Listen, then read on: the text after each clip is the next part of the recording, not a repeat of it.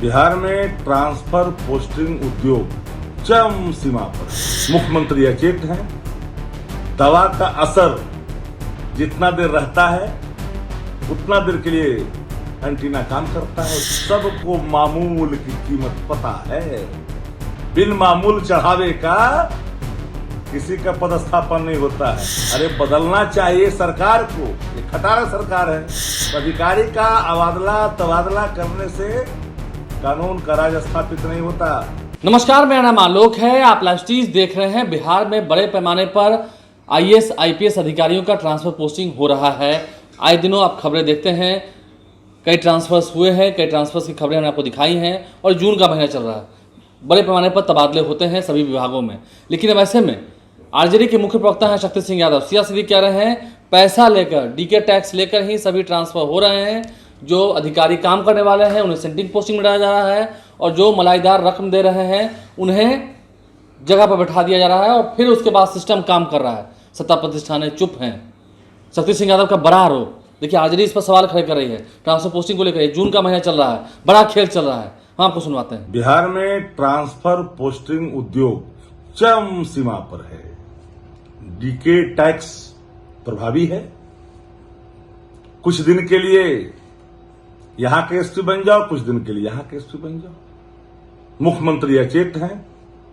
दवा का असर जितना देर रहता है उतना देर के लिए एंटीना काम करता है। उसके बाद तो काम करना ही बंद कर देता है। स्मरण शक्ति छीन सी गई है। पटना के सीनियर SP सहित कई लोग का तबादला हुआ। बिहार अपराधियों के पूरी पकड़ में है। अरे बदलना चाहिए सरकार को। ये खटारा सरकार है। तो अधिकारी का अबादला तबादला करने से कानून का राज स्थापित नहीं होता। सरकार का इकबाल मर चुका है। सरकार नाम की कोई चीज नहीं है बिहार के अंदर। सत्ता प्रतिष्ठान जरा जाकर के नीचे आम और अवाम को देखे। एक व्यक्ति को कभी वैशाली, कभी पूर्णिया, कभी शेखपुरा, कभी कहीं कभी फिर पटना, उससे कानून का राज स्थापित नहीं होता। मैं मानता हूं कि जिन लोगों ने, जिसके इशारे पर इस तरह का पदस्थापन होता है, वो सबको मामूल की कीमत पता है। बिन मामूल चढ़ावे का किसी का पदस्थापन नहीं होता है। अरे अब तो हद हो गई सरकार में। जाति चिन्ही जाती है। किस रंग के हैं, किनका DNA क्या है।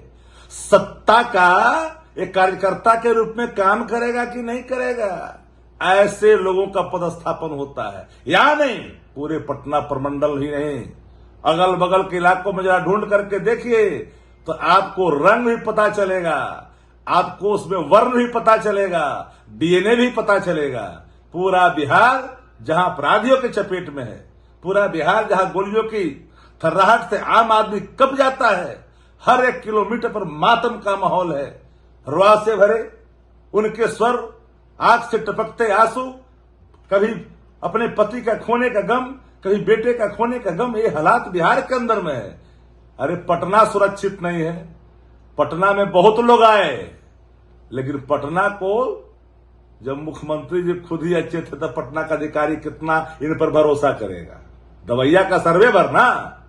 अब तो दवा का असर रहता है तो मुख्यमंत्री जी को ले जाना रहता उतना देर के लिए। कभी मुख्यमंत्री जी को आपने रात्रि विश्राम करते हुए हाल के महीनों में देखा है किसी जिले में?